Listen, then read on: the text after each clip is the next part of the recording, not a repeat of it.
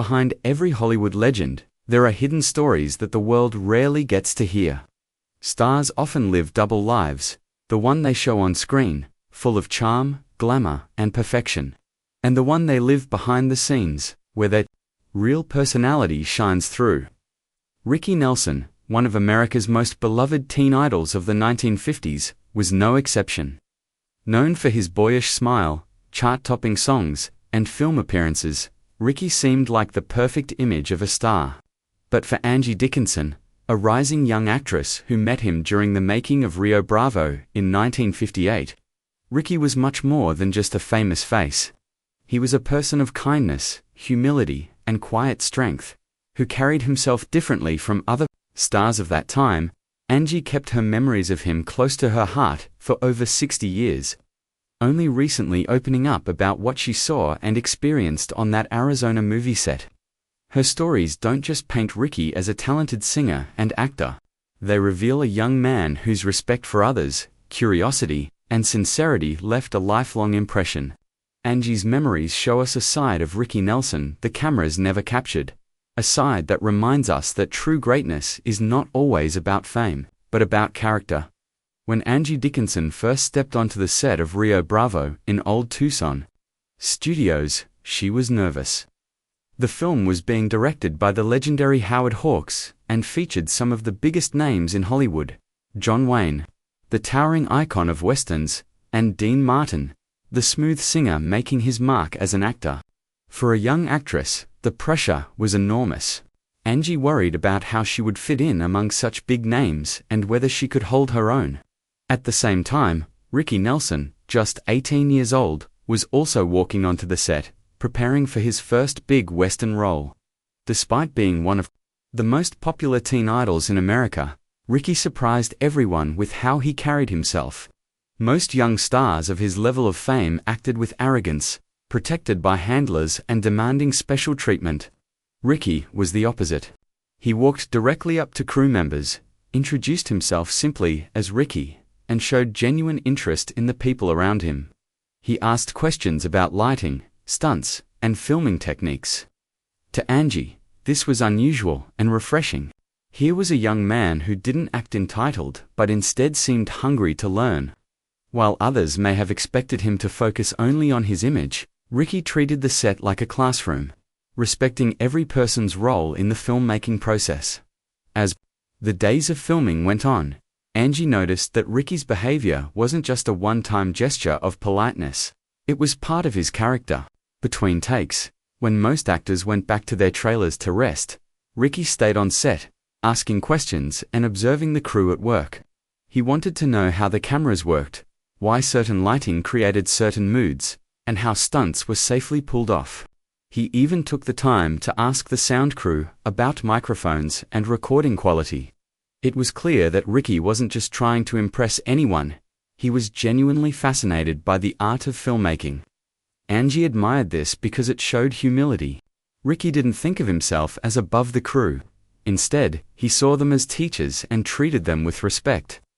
For someone as famous as he was at 18, this was unusual. Many stars might have coasted on their popularity, but Ricky wanted to earn his place in Hollywood. He showed up early, knew his lines, and listened closely to director Howard Hawks. Angie began to realize that Ricky's secret side wasn't just about kindness, it was about his deep respect for people and his determination to give his best effort. One of the most touching things Angie discovered about Ricky was his habit of writing small notes. About 3 weeks into filming, she found a folded piece of paper in her director's chair. Inside was a message from Ricky, complimenting her performance from the day before and thanking her for helping him become a better actor. It wasn't a scene they had performed together, which meant Ricky had gone out of his way to watch her work and acknowledge her talent. Over time, Angie noticed this was something Ricky often did. Crew members would find little thank you notes, tucked away sometimes for a lighting assistant who had worked late, or for a costume designer who had made a quick alteration. These weren't grand gestures meant to get attention. They were quiet, personal messages that made people feel valued. Angie also recalled how Ricky would use music and humor to lift spirits on long, exhausting days. Instead of complaining about the pressure or leaving when things went wrong, Ricky would pick up his guitar and play softly, or tell a perfectly timed joke. These small acts of kindness changed the atmosphere of the set. People felt more connected, more motivated, and even stars like John Wayne seemed lighter and more open. For Angie, the most important lesson came during a particularly difficult scene she had to film with Ricky. The scene wasn't working, and the director was getting frustrated. Instead of focusing only on his own lines, Ricky suggested they take time together to explore what their characters were really feeling.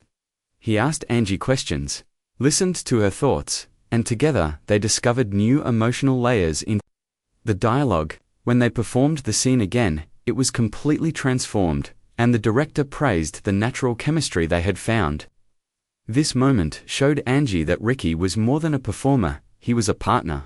He wasn't afraid to admit when something wasn't working, and he valued collaboration over competition.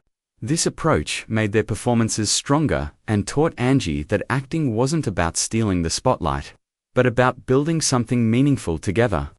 Ricky also sought guidance from experienced actors like John Wayne and Dean Martin, asking them for advice on physical presence, timing, and delivery. His willingness to learn made the veterans respect him more, and Angie realized that true wisdom comes from being humble enough to grow. Now, more than 65 years after the filming of Rio Bravo, Angie Dickinson looks back at her time with Ricky Nelson as one of the most meaningful experiences of her career. She often says that while she worked with Hollywood giants like Wayne and Martin, it was Ricky who taught her some of the most important lessons about professionalism and humanity. Ricky showed her that greatness isn't about demanding respect, but about earning it through actions, kindness, and dedication. Angie carried these lessons throughout her long career, making it a point to learn people's names, appreciate their work, and treat everyone equally from directors to assistants. She credits Ricky for teaching her how to handle fame without losing humility. While the world remembers Ricky Nelson for his music and acting, Angie's memories reveal the quiet leadership and gentle spirit behind the star. His small gestures, notes, kindness, and curiosity created a lasting ripple effect on those who worked with him. Through her eyes, we see Ricky not just as a teen idol, but as a young man whose character left a timeless legacy. To truly understand why Angie Dickinson's memories of Ricky Nelson are so powerful, it helps to look at the Hollywood of the 1950s. This was a time when the entertainment industry was both glamorous and ruthless. Stars were carefully packaged by studios, every detail of their public life controlled to project an image of perfection. Teen idols especially carried heavy expectations. They weren't just singers or actors, they were role models, fashion icons, and symbols of the hopes of an entire generation of fans. For Ricky Nelson, who was already a household name thanks to his role on The Adventures of Ozzie and Harriet and his hit records, the transition into films was no small step. Hollywood expected him to carry his fame into a new medium, and critics were ready to judge whether he was a real talent or just another teenage fad. In that kind of high-pressure environment, many stars cracked under the weight. Some developed reputations for being difficult, while others relied on arrogance to hide their insecurity. That's why Ricky's behavior struck Angie so deeply. Instead of being consumed by ego, he approached his first major film with humility, respect, and a willingness to learn.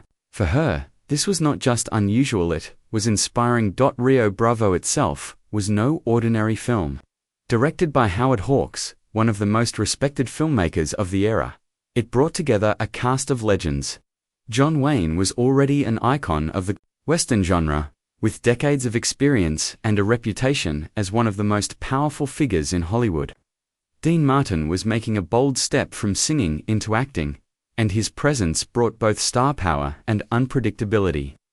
For Angie, being in the middle of these figures was intimidating enough. For Ricky, at just 18, it must have been overwhelming. Yet, instead of shrinking under the shadow of these giants, Ricky embraced the opportunity to learn from them. He asked Wayne about how to move with authority on screen. He studied Martin's natural delivery and timing. He listened intently. Two hawks, who encouraged collaboration rather than strict hierarchy. This environment, combined with Ricky's curiosity, allowed him to shine in a way that wasn't forced. Angie would later reflect that watching Ricky interact with these legends was like seeing a student eager to learn from masters while still bringing his own unique presence to the table. It proved that even in a film full of stars, humility and genuine effort could make someone stand out. One of the qualities that stood out most to Angie was Ricky's quiet strength. Fame often brings loud personalities, but Ricky carried himself differently. He wasn't the type to dominate conversations or demand attention. Instead, he listened more than he spoke, and when he did share, it was thoughtful. Angie recalled how, even when things went wrong on set, Ricky never lost his temper. Technical problems, long hours, and the pressures of Hollywood didn't push him into frustration. Instead, he turned setbacks into chances to learn. On one particularly difficult day, when equipment malfunctions kept delaying filming, Ricky chose not to retreat into his trailer like others might. Instead, he asked questions about what was happening, showing interest in the struggles of the crew. This not only eased tensions but also created a sense of unity on set. Angie realized that leadership doesn't always come from being the loudest voice. Sometimes it comes from steady presence, empathy, and the ability to make others feel respected. For her, this was one of Ricky's most defining traits. And it set him apart in a world where egos often ruled. Fans of the 1950s saw Ricky Nelson as the ultimate teen idol, handsome, charming, and musically gifted. But Angie's memories revealed a more human side. Behind the screaming fans and glossy magazine covers was a young man still figuring out his place in the world. He was navigating the pressures of fame while also stepping into adulthood. Angie remembered how Ricky sometimes admitted he was nervous about measuring up to the more experienced actors. Instead of hiding this vulnerability, he used it as fuel to work harder. This honesty made him relatable, even to someone like Angie, who was also facing her own insecurities on set.